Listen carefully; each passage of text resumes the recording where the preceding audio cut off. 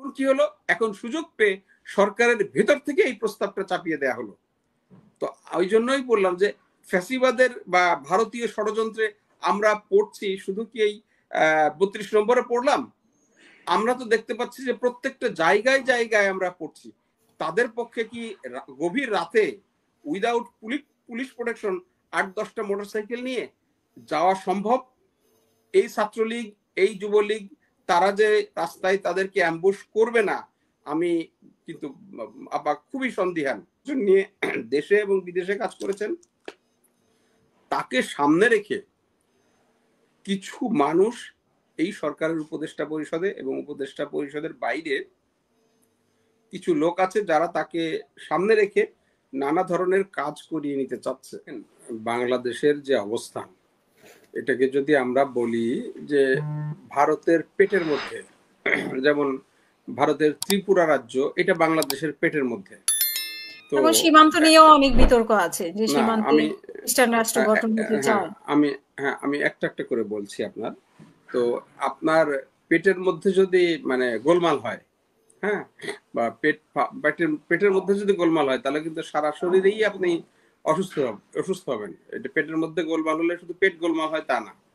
তো সেই জন্য আপনি যে হিউম্যান বা আমরা সবাই কি করি, সবসময় পেটটাকে, যাতে পেটে যেন কোনো মানে শব্দ না হয়, পেটে যেন কোনো মানে বদহজম না হয়, পেট যেন স্ফীত না হয়, এই চেষ্টা করি। তো এই চেষ্টার জন্য আমরা ন্যাচারালি কিছু চেষ্টা করি।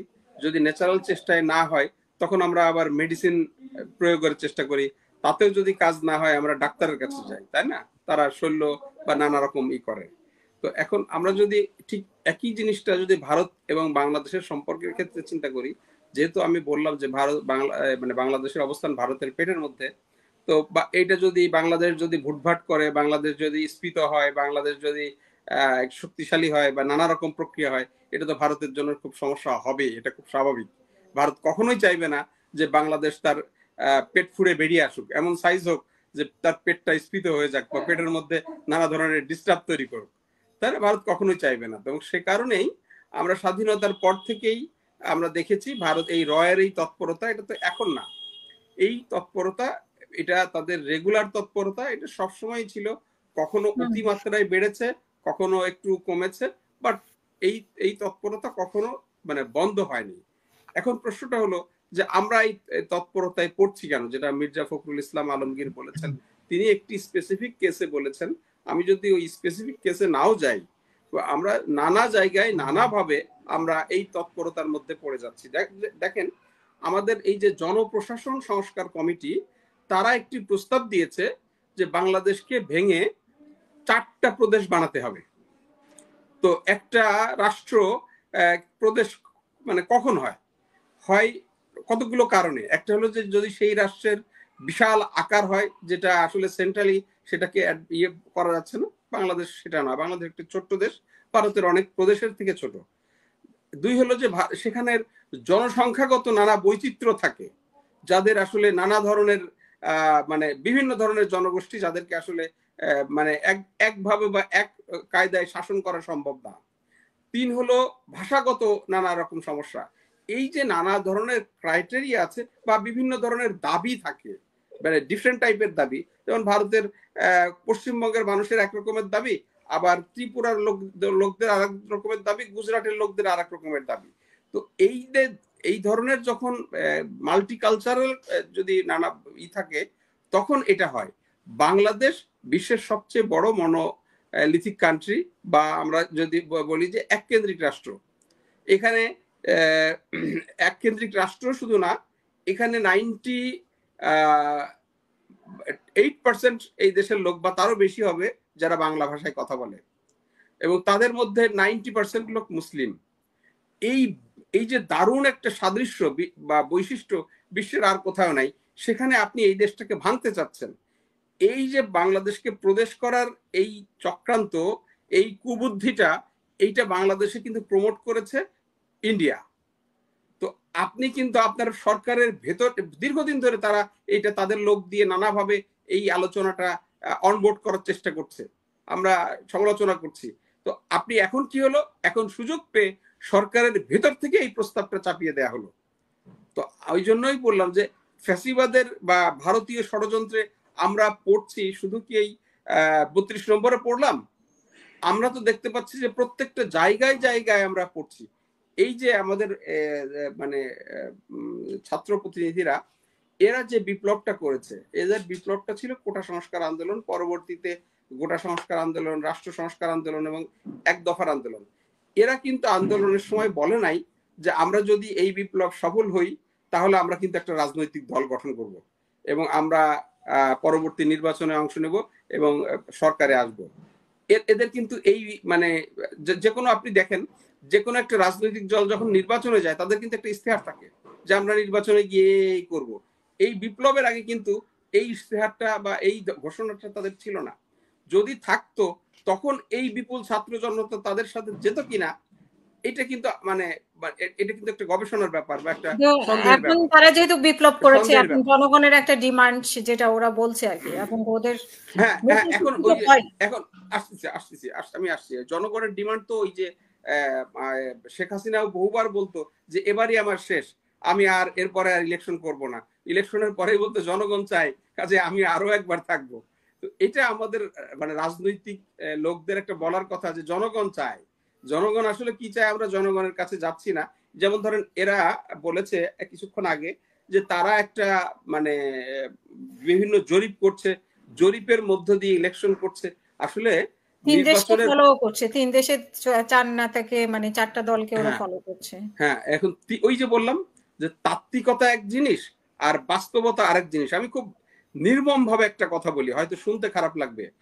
আপনি জানেন আমি গ্রামে বড় হয়েছি, আমি গ্রামের ইউনিয়ন পরিষদ নির্বাচন দেখেছি, আমি উপজেলা নির্বাচন দেখেছি, আমি সংসদ নির্বাচন দেখেছি।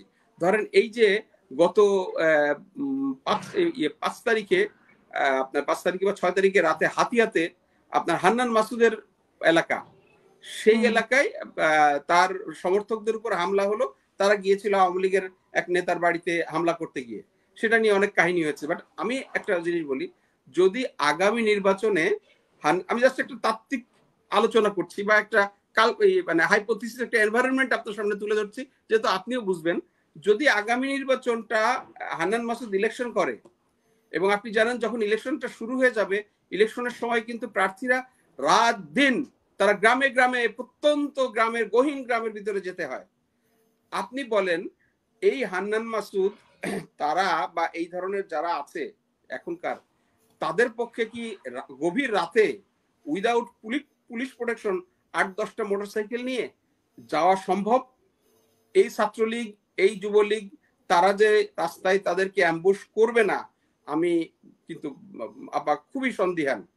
এবং এইটা এই বাস্তবতাটা ওনারা এই বাস্তবতাটা ওনারা বুঝতেছেন কিনা, আওয়ামী লীগ কি জিনিস এইটা যদি ওরা বুঝতো তাহলে মোজাম্মেল হকের বাড়ি যাওয়ার আগে তারা একটা স্টাডি করতো যে আমরা কতজন লোক নিয়ে কিভাবে গেলে মোজাম্মেল হকের বাড়ি যাওয়া যায়। হ্যাঁ, এই আওয়ামী লীগের বিভিন্ন নেতাদের বাড়িতে প্রথম দিকে ধরেন আওয়ামী লীগ বুঝতে পারে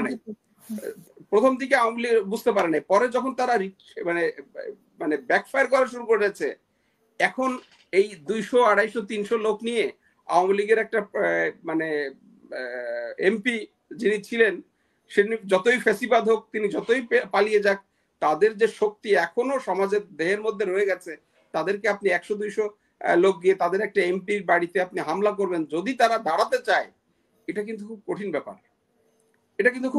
এটা বাস্তবতার কথা আমি আপনাকে বলছি।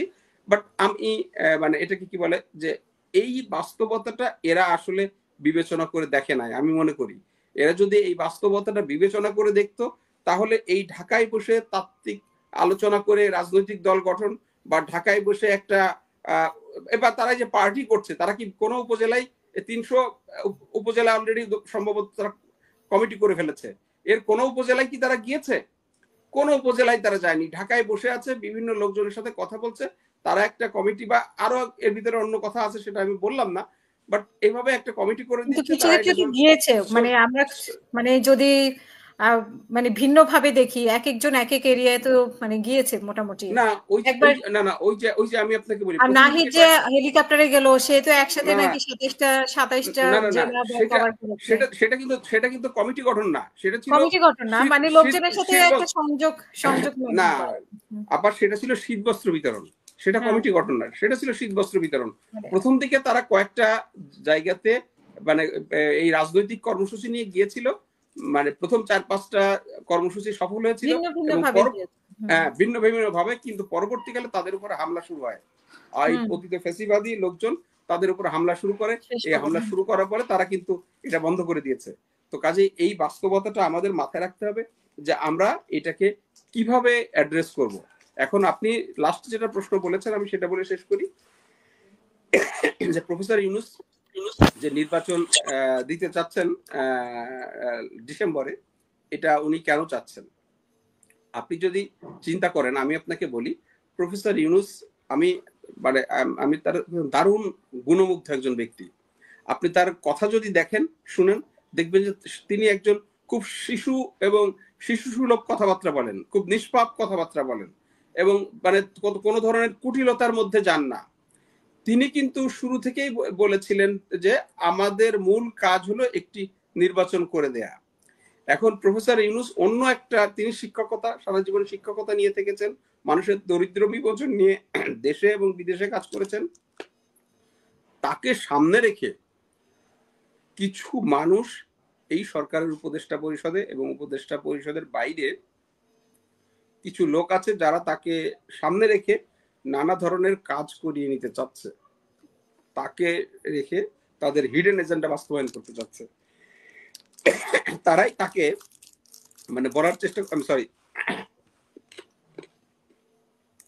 তারাই তাকে বলার চেষ্টা করেছে, সরি যে আমি পরে শুনবো না হয় আপনার না আমি শেষ করছি।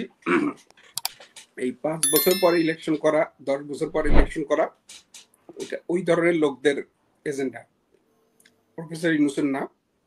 তিনি যখন সুযোগ পেয়েছেন তিনি তার মূল জায়গায় এসেছেন। আমি মনে করি যে তিনি সঠিক অবস্থানে আছেন। ধন্যবাদ।